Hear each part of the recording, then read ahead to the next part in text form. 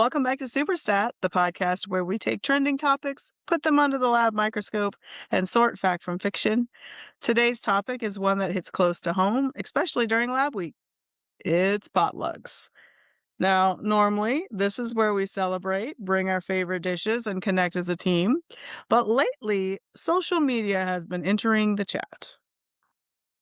Yeah, and not in a quiet way. So I'm sure you all have seen all the viral posts. I certainly share them amongst this group every time I find one of people preparing their meals and just let's just say definitely me, but other people are starting to take a pause when we see these videos of people. I think I sent you one of somebody making chicken in a bathtub, people, Mhm. with dirty dishes and making food in a sink and Little bit of fruit let's just punch. say yeah, let's just say environments that wouldn't pass a lab cap inspection. So it's definitely shifted how people are thinking about shared food in a big way. Yeah, and once you see it, it definitely just kinda stick with you. You start side-eyeing the slow cooker in the break room just a little differently. It's not that people are trying to do anything wrong, but awareness changes behavior, so definitely in quality. And right now, awareness is high. Lab week, Yeah, it's superstar. gonna be lab week.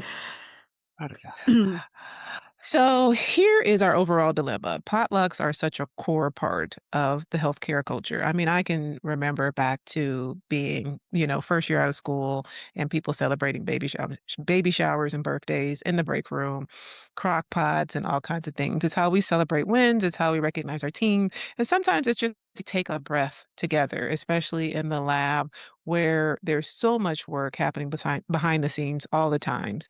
But now you've added this extra layer of hesitation that really wasn't there before. Yeah, in my first lab job, you had to be able to cook on the fly. They were like, "Okay, what can you make?" And I was like, "Okay, I can make a lasagna. I can do that." Okay, Mhm. so like you're saying exactly, it's this balance between community and kind of caution, especially as a microbiologist. I mean, people still want to participate, but they're kind of thinking twice on in certain cases. And honestly, it's not a bad thing. It just means that we're being a little more intentional about safety. Well, and, I think social media has a play in this, right? Like, people wanna do things for shock value now. I mean, you see it all the time, and so, like, cooking a chicken in a dishwasher might be the funny thing All than to steamed, go yeah. online and be like, "I gave them a dishwasher steamed chicken for dinner," or something. I don't know, like, viralness. But, I mean, the heart of it is, we don't wanna, like, judge people or call people out. It's more of an understanding, though, that food safety matters, and not everyone has the same knowledge or environment when it comes to preparation, so, like, that's a consideration, and awareness doesn't have to ruin the fun, it can sometimes improve it. Yeah, so lab minds, we do think differently. So let's kind of be honest. Lab professionals are wired a little differently. We're a fun group, but we do have a way of thinking about things. So we don't just see food, we see a process. Everything is, did you check the procedure? Are you following procedure? So we do see that process and we think about variables, we do risk. In lab, we do risk assessments all the time, and then potential contamination points. It's just kind of how our brains are trained. Yeah, exactly. And so in terms of contamination pathways, without even recognizing, we're already thinking, in terms of looking at the spread in the break room, like where is the proper hand hygiene? When I walk into a room and I see a potluck, I'm immediately looking at like, where's the sanitizer and are people using it before they touch all the shared spoons? Um, how long has this food been sitting out? If the potluck started at 11 and I couldn't make it there till 1, then certain things have been sitting out for a while. What temperature should it be stored at? It's just second nature to ask these questions for us. It's all reminding me, like, in college, one of my undergrad studies was, like, on Subway when they up and lift I shouldn't name names, but they lift the glass, and the stuff stored. Mhm. We did a study on, like, if they leave the glass up, like, what does that do to the food sitting in the in the Oh, in the no. containers? Oh, Yeah, yeah, anyway. you don't want to be a No, case you don't study wanna either. know, yeah, I was like, "No, I don't wanna know." Anyway, but, like, for most Lab people, we're just excited about what's on the table, and most people are excited about what's on the table. We're not thinking about any of that. You're thinking about, like, flavor and comfort and just a shared experience together, and that's the disconnect, I think, that we're navigating. Yeah. And so we want to have this conversation respectfully because we know it is lab week and we don't want to be the Debbie Downers of lab week. And so No. this is a reality check, but respectfully, let's ground the conversation in reality. Most people who bring food to potlucks are doing it with really good intentions. They want to contribute, they want to share something meaningful, they signed up on the sign up list, so they want to be a part of that team experience. And we definitely don't want to overlook that. Oh, absolutely. I mean, I think more than anything, this is just about awareness, not judgment. We want that public health perspective and Mhm. acknowledge that food has to be prepared in sanitary conditions, otherwise it carries risks like foodborne illnesses, cross-contamination, um, bacterial overgrowth because of improper storage, right? Those are real Well, things.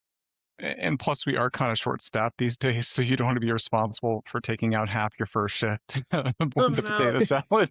No, I Yeah, like I'm that you sorry we don't mentioned have the staffing first. today. Becky made the potato salad, and now we're down to one person. Have to explain to the rest of the hospital, I'm sorry, you don't get testing because we don't have staff because we had improperly made potato salad. I like Um, that you highlighted the first shift because we all my night shift trauma is gonna come out in a minute. Like, we all know the night shift gets the last jab at the potluck. We get whatever's left yeah, over. I don't want to bring any kind of trauma into this, especially losing it.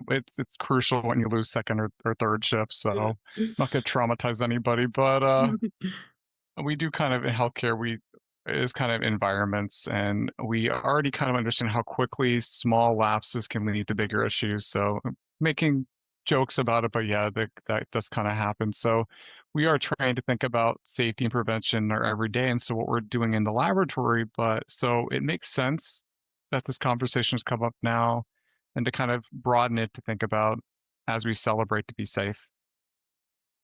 I mean, y'all know how I feel about buffets and potlucks, but like, I mean, I don't think that the right answer is, like, cancel potlucks completely because they are important. I mean, sharing a meal is an experience and we have to evolve in how we approach them, right? I mean, that's what I'm hearing here. Yeah. I mean, I think again, we don't wanna be the Debbie Downers of Lab Week, right? And so, if you're bringing something homemade, just be mindful of your preparation process, and if you're gonna eat it, just be mindful that you are not aware of the preparation process, but that's the same thing if you eat out, right? Fast Mhm. food, all of this stuff has the same, precautions that we would take, so just understanding if you're gonna make something, make sure you do it in a clean environment, which I'm sure everyone out there knows, proper storage and safe handling along the way from your car in the parking lot and into the lab and in the clean areas only. It's all with the best intention, and we want to be respectful of people who are sharing it, but making sure that people just, think about certain things. If you see something that's not individually wrapped or, it's not store bought, then, you just understand what is your comfort level there. Yeah, a couple other considerations. Yeah, just allergies too. You got to make sure that Mhm. you are considering allergies. If somebody is just vegetarian, making sure that you have vegetarian options. That's always been something that's been kind of rough. That if do have certain dietary restrictions and you go to a potluck or go to a lab week lunch and there isn't something for you, you might feel kind of left out. Allergy So note, only because this has bit me in the butt before with my daughter is like, you have to read all of the ingredients. So if you are trying to make something allergy friendly or you sign up for like a vegan or allergy friendly meal, it is very important that you don't just look at the bold at the bottom of at the bottom of the label, because sometimes it'll just say like wheat and like maybe milk or something. And then you read the actual ingredients and you're like, oh, there's actually dairy product in here or something. So just know that you gotta read the whole thing. Anyway, side note. I derailed us there for a second. Sorry, Aaron. no, you're good. No, you're good. So I mean, Stephanie, you kind of touched on it a little bit, but would you talk a little bit more about just considerations for processing, like, the clean environments and even just thinking about storage, like, you can't just throw it on the counter and then run back to it. You wanted to talk about that You a little bit know, more? and well, I think, you don't have to, like, put a sign on it or anything, but just be aware, like you said, like, as much as you would take consideration for cooking for your loved ones or cooking for a large family dinner or a holiday meal, just wanna take those precautions. And so you got pets and things like that jumping up on the counter or, I've seen videos and reels of people who have, like, their bird cages stored in the kitchen, which I'm not judging. I personally wouldn't do that. So I just, you would make sure that you have got appropriate cleaning supplies and you're sanitizing your areas, washing your Sure. hands and cooking things at appropriate temperatures and wearing gloves where appropriate.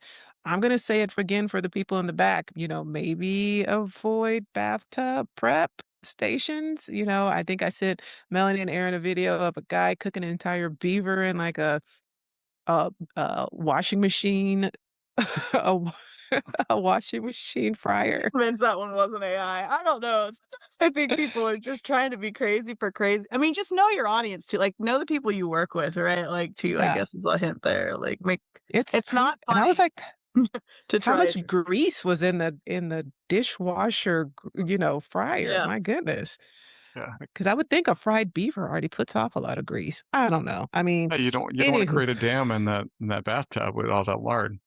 has anybody seen Hoppers Uh, lately? My I goodness. Seen haven't. It's really Hoppers. it's not Like, Avatar! it's not Avatar. It's Avatar. And be careful if you are friends with Ariana Grande, don't let her lick your donuts before you give them to the lab. I know it's a Right. dated reference, but gotta be careful. Yeah, Yeah. I mean, look, guys, at the end of the day, potlucks are about connection. They're about bringing people together and, like we said, creating those moments of appreciation. This is lab week, and so we want all of you guys to have that. It's important in the lab where things are super busy and there's competing priorities and the pressures are high.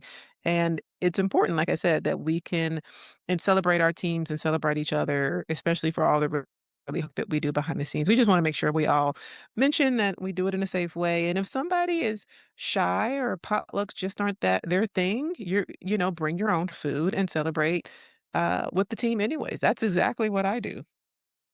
I mean, you don't wanna lose that sense of community. I think you wanna preserve that at all costs. It's so integral Mhm, to what we do every day. So, you just gotta pair it with the level of care and safety that we bring to our work every day. That's the mhm. balance.